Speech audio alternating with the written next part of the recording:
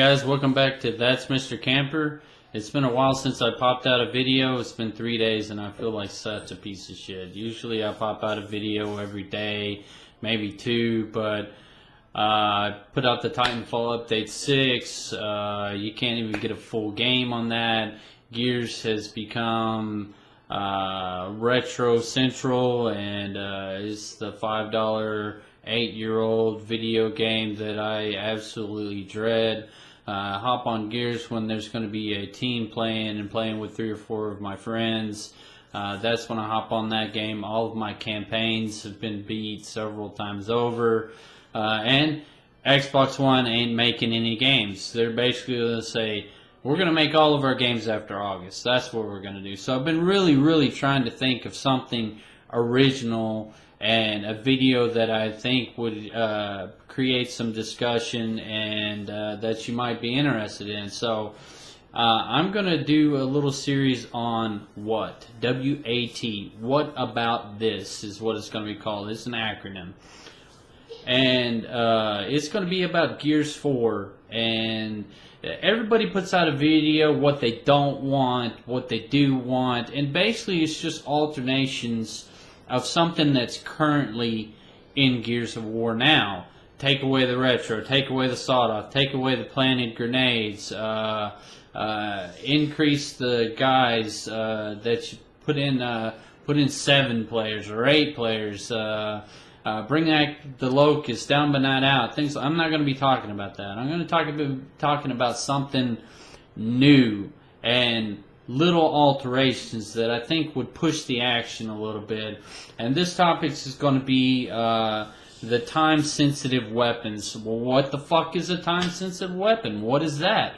Let me tell you what it is. It's a weapon that appears towards the end of a match with 2 minutes or 90 seconds left, and it basically is the you ain't gonna camp or you're dead kind of weapon. What I mean by that is a weapon with 2 minutes left or 90 seconds left, whereas you can call in an airstrike, call in a Reaver, call in a Raven, and you can. I'm going to use Blood Drive. I know that there's several other maps out there that promote a ton of camping, but everybody knows Blood Drive is Camp Drive, and everybody knows what Blood Drive is, so I'm going to use that as an example. I know that there's other maps that promote it. Sandbar comes to mind as well up top on Pride Rock. But a weapon that appears 90 seconds before the end of the match or 2 minutes before the end of the map. And the reason why I say that, everybody gets in there, and not everybody's a 5-man crew or a 4-man team that can basically push at will against fair to mediocre players. We're not talking about that. We're talking about the evenly matched teams, the fairly evenly matched teams, or one has got position on the other with 90 seconds left or 2 minutes left, and you can call in an airstrike on them. You got them camped, you got them bottlenecked, and that will give them a huge reason to push out of there, to come out of spawn, come out of the Boltok room up top, because it won't matter anymore. You go in there with an airstrike or a Reaver or a Raven, and I'm not talking they go in there with precision mulchers from this Reaver or Raven and just steady kill you. I'm talking about they spray and pray in there and get your ass moving around so you can be moved out of that spot, or I can be moved out of that spot to promote the pushing of the action. Or maybe a grenade that you can lob with an overhand throw that's a quick toss into a window or into the back hallway of Blood Drive with the Boltok in it. You know, places like that. And there's places like that on just about every map out there. The promotion of camping and staying here and just lancering people or hammer bursting people. And I think with 90 minutes or 2 minutes left, these weapons started popping up. The campers and even the people that that are keeping the campers contained they're going to want to fall back and pick up those weapons. They're going to relieve one or two weak points in the armor so the campers can push out to go get these weapons. And it's going to give the campers an incentive to get out of those spots. The other thing is, too, is you've been the guy that there's no respawns left, and there's 3 minutes left, 2.5 minutes left, 2 minutes left, where it feels like an absolute eternity while you're watching this gameplay. People just sitting there with planted nades, holding nades, lancering, retro-lancering, hammer bursting from the top, and you can't get a great foothold. I understand 5-man teams, 4-man teams, they can do this. They've got it down. They've been playing together. They know what they can do and what they can't do.